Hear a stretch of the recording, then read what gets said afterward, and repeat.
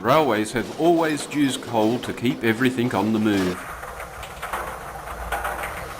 Thomas had once thought moving coal trucks was the worst job. With the railway listing on the stock market, moving coal was now as important as ever. You trucks have been very good to me today. The thinner you empty us, the better. We're thicker with coal.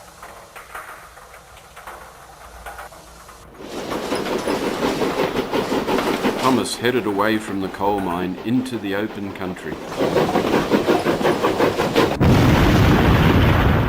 Thomas lay upside down with severe burns. The coal trucks were completely destroyed. A local potato farmer raised the alarm, and help was soon at hand. Earl arrived, bringing Jim the crane and the fat controller. Well, I've seen some accidents in my time, but this is no accident. I'd say there's been a bombing.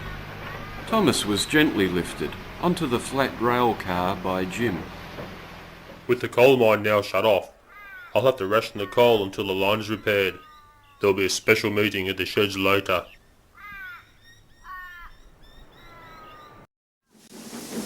Later that day, Earl pulled into the rail yard. Thomas was carefully placed on the tracks for repairs. This has been a very sad day for the railways. It seems there's a mad bomber on the loose. We must do all we can to be on the lookout for suspicious characters.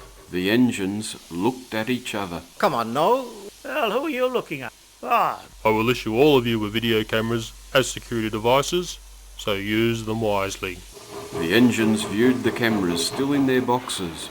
Noel surveyed the stock. Well, with all these new cameras, we can start a video club. Just look at the great features on these new cameras. Wow.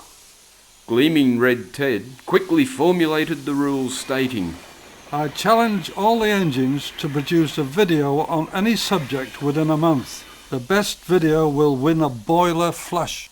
The engines mounted their cameras and made safe for the night, but on everyone's mind was the threat of a mad bomber.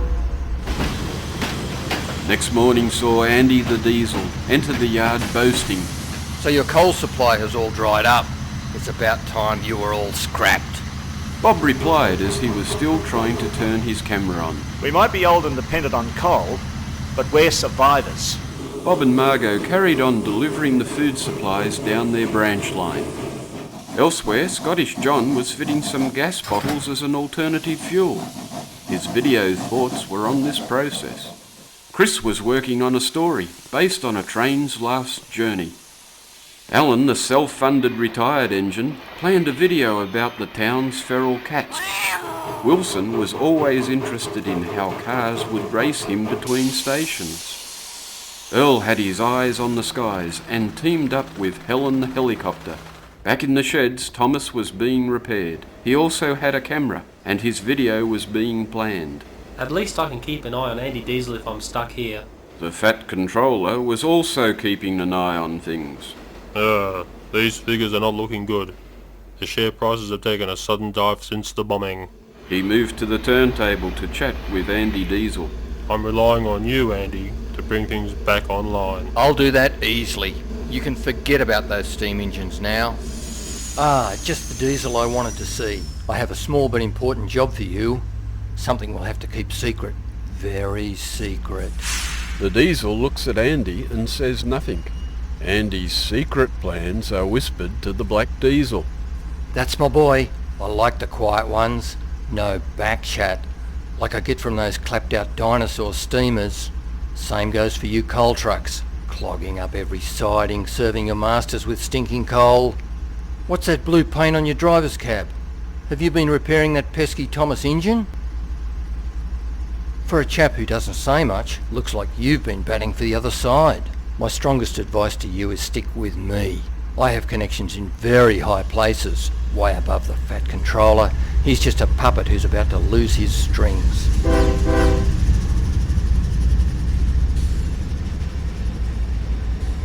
2 weeks had passed and the engines assembled at the rail yards. Off in the distance a storm was brewing, so all the engines packed into the sheds. Thomas was almost repaired and was being fired up to check for any boiler leaks. The fat controller made a brief announcement. I hope you're all getting used to your new cameras. Keep up the good work. Ted was curious about the videos. Okay lads, we'll have a short movie night just to see how you've progressed. Earl was the first to show his work. The engines hissed at the first video. They had never seen the sheds from the sky before. I put my camera in the helicopter. Hey, just have a look at this where I went. Boy, there's some tremendous shots. It's a bit shaky, this. Oh, I don't like heights. Why is it shaking like that? Ah, it's all wobbly. Why don't you use the tripod? Oh, look at those sheds right down there. Wow. An outstanding effort, Earl. Excellent titling, good composition, although some shots a little shaky. Bob was next, but was unable to remove the tape from his camera. Well, you see, it's a drama. It's very good. I act in it. One of the most exciting scripts that I've ever seen. Okay, Bob, don't give the story away. Chris, have you got something to show? Chris's video played, and silence fell upon the shed. The lightning outside enhanced the story as the thunder broke the silence. Now that's a video. It sends shivers through your boiler. A fine example of how all videos should be made. Alan, it's your turn. A little different. Seems like you shot the tracks, not the cats. Wilson was next, but explained. Well, you see, I had this accident. A car ran over my camera. Terrible waste of equipment. Ted seemed bemused by this and called for Scottish John.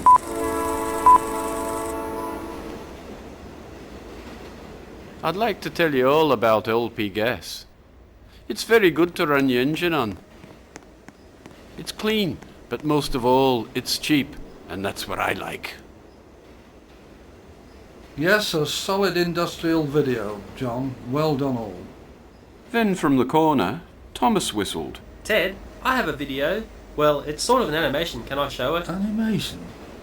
Well, did you use your camera, Thomas? Is that according to the rules, Ted? I mean, are you sure about that? Okay, I think we can stretch the rules this time out. This is the best thing I've ever seen.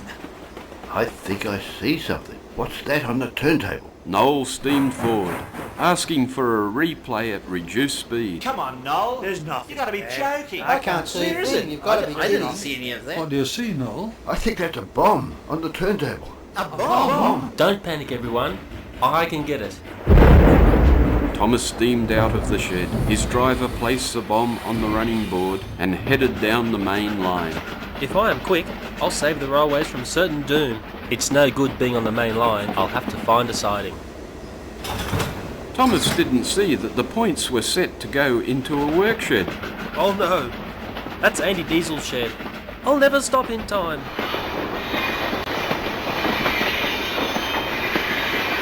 Andy couldn't believe his eyes. Oh no! Help! Help! Crikey's not me!